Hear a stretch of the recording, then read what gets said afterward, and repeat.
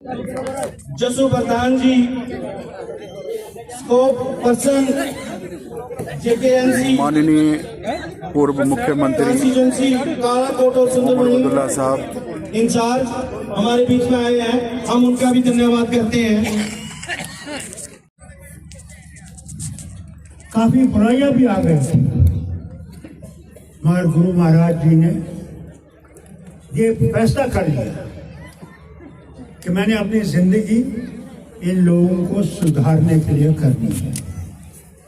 ये सबसे बड़ी चीज है। कोई भी धर्म बुरा नहीं है, इंसान बुरा है, धर्म बुरा नहीं है। कोई धर्म ये नहीं सिखाएगा चोरी करो, बदमाशी करो, झूठ बोलो, काम तोलो, बहनों की इज्जत न करो, माँ बाप की इज्जत न करो, कोई धर्म नहीं कहेगा। मगर हम इंसान धर्म से बहुत दूर हो गए, हम भगवान को भूल गए। हम समझते हैं कि हम इस धरती पे हैं और हम हर वक्त इस धरती पे रहेंगे। ये नहीं जानते कि जो भी आया है उसने जाना है, उसका वक्त मुकर्रर है। इस समय जाना होगा, उस समय वो ले जाएगा। कहाँ ले जाएगा, किस वक्त ले जाएगा, ये सिर्फ वो जानता है। इसलिए आपसे कहूंगा, बड़ी कोशिश की जा रही है कि धर्मों को बांटने की। इकबाल ने बहुत सही बात कही थी, मजहब नहीं सिखाता आपस में बैर रखना, हिंदी है हम, वतन है हिंदुस्तान हमारा। हम भारतीय हैं और हम लोगों के कई मजहब, कई धर्म हैं। अब बताइए, मद्रास का रहने वाला, चेन्नई का, तमिलनाडु का रहने वाला, उसमें कितना फर्क है हमसे। ना उनकी भाषा समझते हैं, न उनका खाना उनका अलग तरीका है, उनके रास्ते अलग हैं। वहां कभी इतनी सर्दी नहीं होती जितनी यहाँ होती है। मगर क्या है जो हमें जोड़ के रखा है? वो चीज है कि हमने इकट्ठे इस भारत को बनाना है। ये भारत अकेला नहीं बनेगा।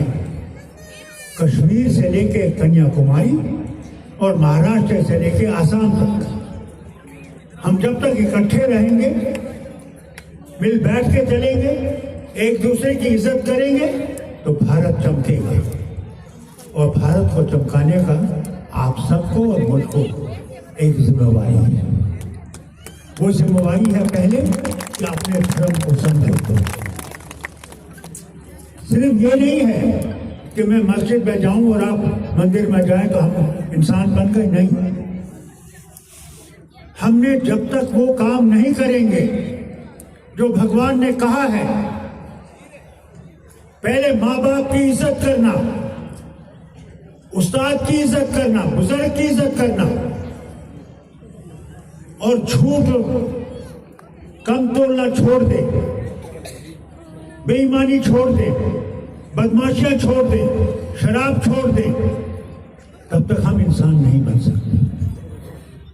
बहनों, मैं जानता हूं कि आप पे कितनी तकलीफें होंगी, मैं जानता हूं कितना आप पे जिम्मेवारियां हैं। घर भी चलाना है, बच्चों को भी पालना है, मवेशियों को भी पालना है, और धरती में काम भी करना है। ये इंसान जानता है। मगर फिर देखिए आज कहां पहुंच गया कलयुग। आज जो ही माँ बाप बूढ़े हो जाते हैं उनको घर से बाहर निकाल देते हैं। ये है हालत, क्योंकि हम उससे दूर हैं। उसको पास जाने के लिए हमें अमल भी अच्छी होनी चाहिए। भगवान करे जिस तरह ये गुरु जी बोल रहे हैं आपसे, आप पास आते हैं, कहाँ से नहीं आते, और आप भी कहाँ पहाड़ों से आते हैं इनको सुनने के लिए। मगर जो ये कहते हैं उस पर हमें अमल करना चाहिए, काम करना चाहिए, तभी हम लोग आगे बढ़ेंगे और हम लोग तरक्की करेंगे। मैं सबसे कहना चाहता हूँ, जो आजकल शोर करते हैं, राम राम की बात करते हैं, राम सिर्फ हिंदुओं का राम नहीं है, ये बात याद रखिएगा। राम विश्व के राम है, याद रखिएगा। क्या है? विश्व के राम है। वो अंग्रेजों के भी राम है, वो रूसों के भी राम है, अमेरिकनों के भी राम है, हम सबके राम है। इसलिए जो ये झगड़ा पैदा करना चाहते हैं उनसे कहिए कि धर्म नहीं सिखाता है आपस में लड़ाई करो। धर्म सिखाता है हम इकट्ठे चलें, इकट्ठे बढ़ें।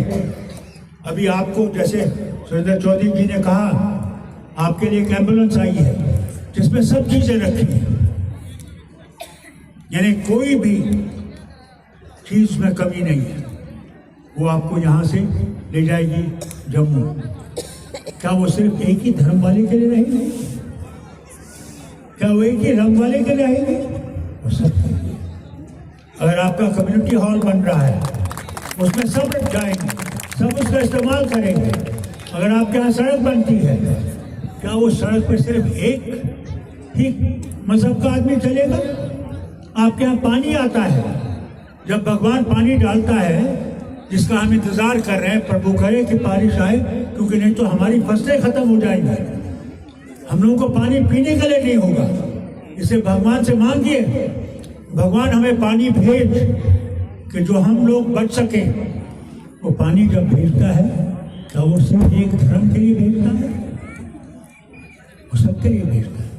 जब ओले बरसाता है वो सबके लिए बरसाता है। जो उसको मानने वाला उसमें भी बरसाता है, जो उसको मानने वाला नहीं उसमें भी बरसाता है। इसलिए याद रखिएगा वो सबका है। और जब तक आप ये समझेंगे कि वो सबका है, तब आप इनके इस प्रोपेगेंडा में कभी नहीं आओगे कि हमारा धर्म अलग है, इनका धर्म अलग है। मैं फिर से गुरु महाराज जी का बहुत शुक्रिया करता हूँ कि वो कहाँ कहाँ नहीं पहुँचते उस भगवान की आवाज को पहुँचाने के लिए, और कहाँ कहाँ से लोग नहीं आते इनको सुनने के लिए। ये प्रभु की मेहरबानी है जो उन्होंने ऐसे शख्स को पैदा किया जिसने ये कोशिश की कि अपने लोगों को सही रास्ता दिखाएं और आगे बढ़ाएं। मैं इनका बहुत बहुत आभारी हूँ कि ये आए, हमें भी इनके दर्शन के मौके मिले। और यही दुआ करता हूँ कि जो ये बात करते हैं कि प्रभु हमारे लिए अच्छा कर, हमारी मुश्किलें कम कर। हम गुर्बत में जा रहे हैं, हम गरीबी में जा रहे हैं, महंगाई आसमान से बात करती है, बच्चे पढ़े लिखे घर में बैठे हुए हैं।